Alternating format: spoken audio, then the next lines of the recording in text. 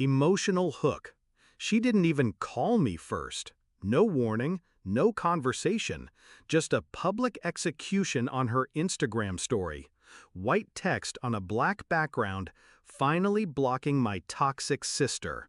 And underneath, like she was twisting the knife, family is better without her drama.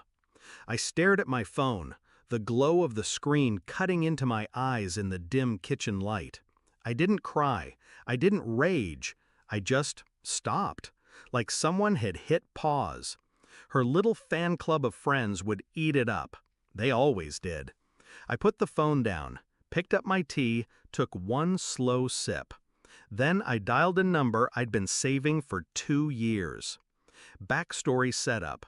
Lena was my younger sister by 3 years. She was the reckless one, the golden one, the one who could spill a drink on someone at a party and get laughed at instead of yelled at. We weren't always like this. When we were kids, I used to cover for her.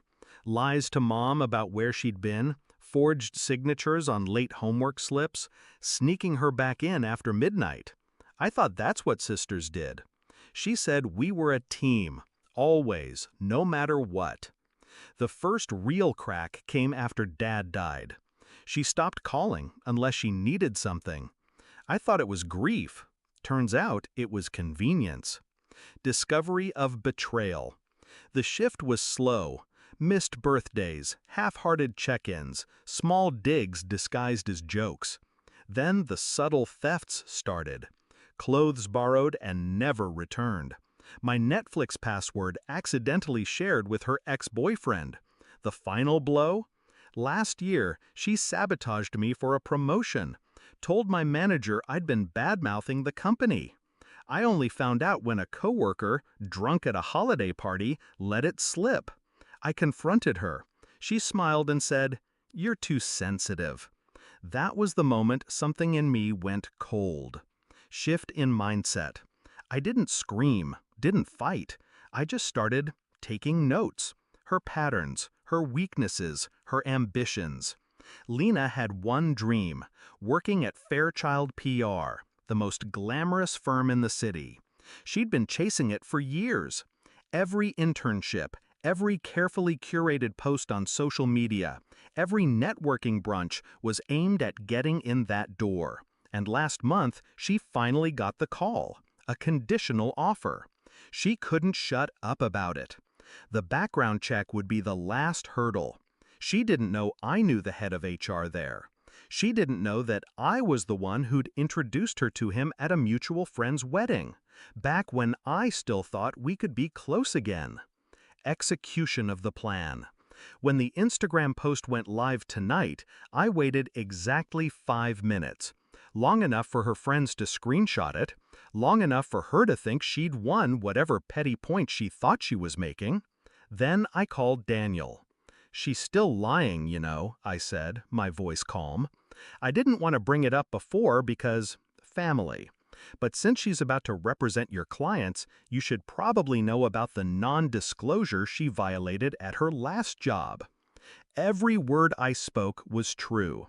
Technically, she had leaked details from a client pitch at her last internship, bragging to me about how clever she was for impressing the competition. I gave Daniel dates, names, and the name of the rival firm's executive she'd slept with. He didn't say much, just listened. I knew that tone, the sound of a man filing something away for immediate use. 20 minutes later, my phone buzzed. Not from Lena, from Daniel. Offer rescinded. Thanks for the heads up. Climax and confrontation. She called me the next day, voice shaking. "Did you talk to Fairchild?" I let silence stretch until it hurt. "I didn't have to," I said finally. "You did this to yourself." Her breath hitched. "You've always been jealous." "No," I cut in. "I've always been patient." The line went dead. Resolution and emotional release. That was 2 weeks ago. She hasn't posted about me since. In fact, her Instagram has been unusually quiet.